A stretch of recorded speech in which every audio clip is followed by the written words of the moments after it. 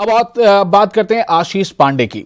जी हाँ, आशीष पांडे पिछले 2-3 दिनों से टेलीविजन में सुर्खियों पर है और सियासी रसूख ही ऐसा था कि जिसने ऐसा कदम उठाने पर उसे मजबूर किया था। फरार आशीष पांडे आखिरकार अब पुलिस की यानी कानून के शिकंजे में। आशीष पांडे ने दिल्ली के पटियाला हाउस कोर्ट में खुद सुपुर्दगी कर दी है।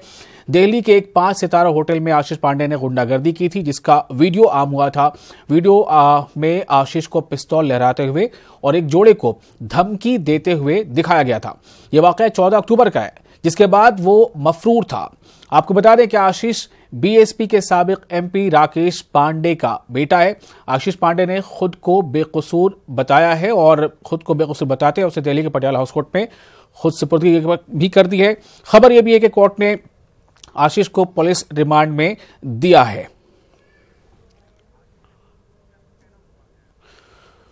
तो आशीष पांडे खुद की सफाई में क्या कुछ कह रहा है, उसका एक बयान भी रिलीज हुआ है, जो खुद सुपुर्दगी से पहले वो बयान आपको सुनाते हैं।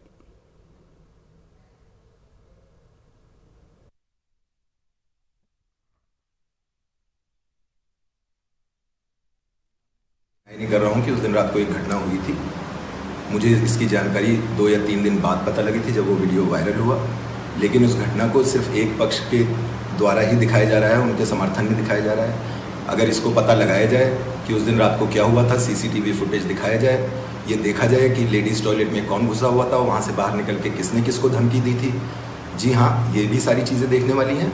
जब बाहर निकले, मैं उसको भी मानता हूँ कि मैं गाड़ी से सुरक्षार्थ अपना लाइसेंस वेपन लेके गाड़ी से निकला था।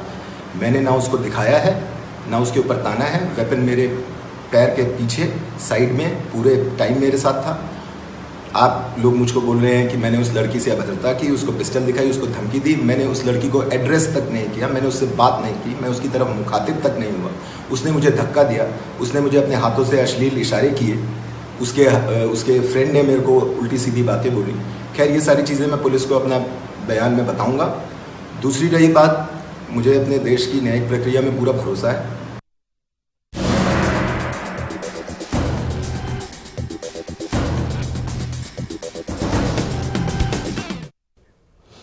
और इस बारे में मजीद जानकारी के लिए दिल्ली से हमारे नुमाइंदे विनीत जुड़ चुके हैं। विनीत, पूरे मामले में जिस तरह से एक ड्रामा देखने को मिला है, काफी दिनों तक पुलिस परेशान रही, काफी दिन तो नहीं लेकिन बहुत ज्यादा घंटे पुलिस परेशान जरूर रही है। कई जगहों पर छापेमारी हुई, होटलों में और रेस्ट हाउसेज में। अब जाकर लेकिन ये जो खुद सुपुर्दगी का मामला है, क्या समझा जाए? पुलिस हार गई, पुलिस को चकमा देते वो खुद सुपुर्दगी करने में कामयाब हो गया, पुलिस उसे गिरफ्तार नहीं कर पाई।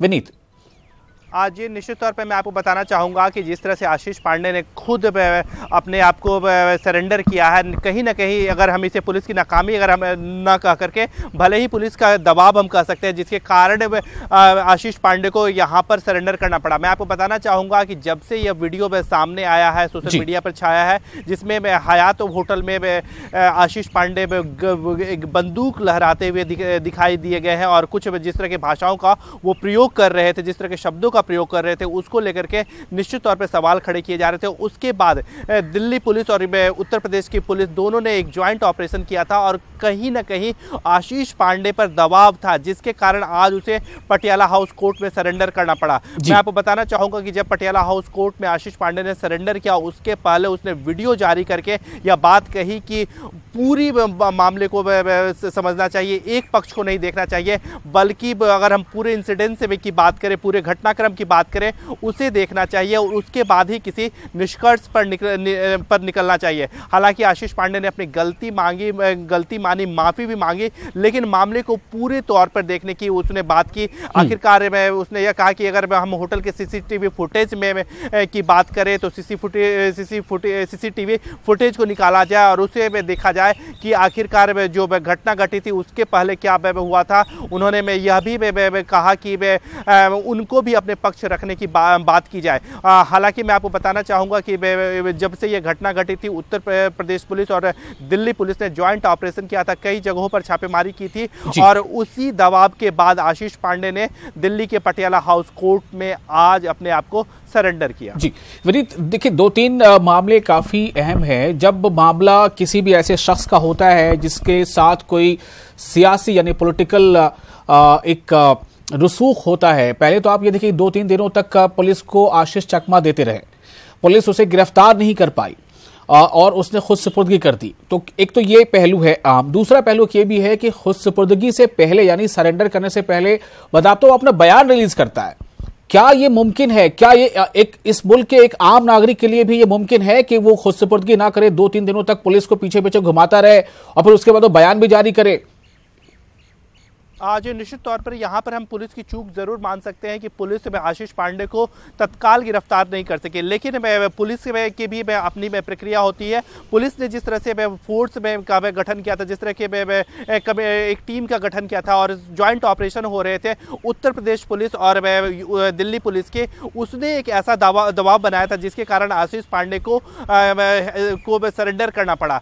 पुलिस की थोड़ी सी चूक यहाँ पर जरूर रही कि कुछ टाइम लग गए, लेकिन हम इसे पुलिस की उपलब्धि भी मान सकते हैं कि पुलिस ने एक ऐसा दबाव बनाया था जिसके कारण आशीष पांडे को सरेंडर करना पड़ा। जहां तक बात रही आशीष पांडे के वीडियो की बात रही, तो मैं आपको यह बताना चाहूंगा कि आशीष पांडे भी अपना पक्ष रखना चाहते थे और वह यह चाहते थे कि वो अपना पक्ष रखे और इसीलिए आशीष पांडे ने एक वीडियो जारी किया और अपना पक्ष रखा। आशीष पांडे ने अभी इसमें यह बात की कि गलती तो उससे हुई ही है, लेकिन उसने यह बात जरूर कही है कि मामले को पूरी तौर पे देखा जाना चाहिए, एक ही एंगल को नहीं देखना चाहिए। जो मोबाइल बिल्कुल मतलब विनीत, आशीष को भी ये पता है कि मामला अब कानूनी हो चुका है, तो उन्हें अपनी बात कोर्ट में अपने वकील के जरिए से रखना भी बेहद जरूरी है। मीडिया ट्रायल से उनके किस्मत पर क्या फैसला होगा नहीं होगा।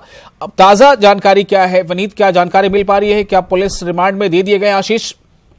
हाँ जी, अगर हम ताज़ा जानकारी के बारे में बात करें तो अब से थोड़ी देर पहले पटियाला हाउस कोर्ट ने उनके सरेंडर को एक्सेप्ट कर लिया और साथ ही साथ दिल्ली पुलिस को हिरासत में 20 मिनट के हिरासत में भेज दिया गया आशीष पांडे को, जहां पर पुलिस में जो है वो पूछताछ में कर रही है। जो हमारे सूत्र में हमें बता रहे हैं कि आशीष पांडे थोड़ी देर बाद जमानत की याचिका मांगेंगे, वही दिल्ली पुलिस जो है वो उनके पुलिस कस्टडी की मांग कर सकती है। सोर्स हमें बता रहे हैं कि 4 दिन की पुलिस कस्टडी की मांग दिल्ली पुलिस कर सकती है आशीष पांडे की, वो पुलिस कस्टडी में लेगी। दिल्ली पुलिस चाहती है कि आशीष पांडे से पूरे मामले की पूछताछ की जाए और जो पूरे जो घटनाक्रम है उसे समझा जाए, और इसीलिए दिल्ली पुलिस की यह कोशिश रहेगी कि कम से कम 4 दिन के पुलिस में हिरासत में आशीष पांडे को लिया जा सके, ताकि सारे मामले की वो पड़ताल कर सके, पूछताछ कर सके। जी विनीत, बहुत बहुत शुक्रिया आपका इस जानकारी के लिए।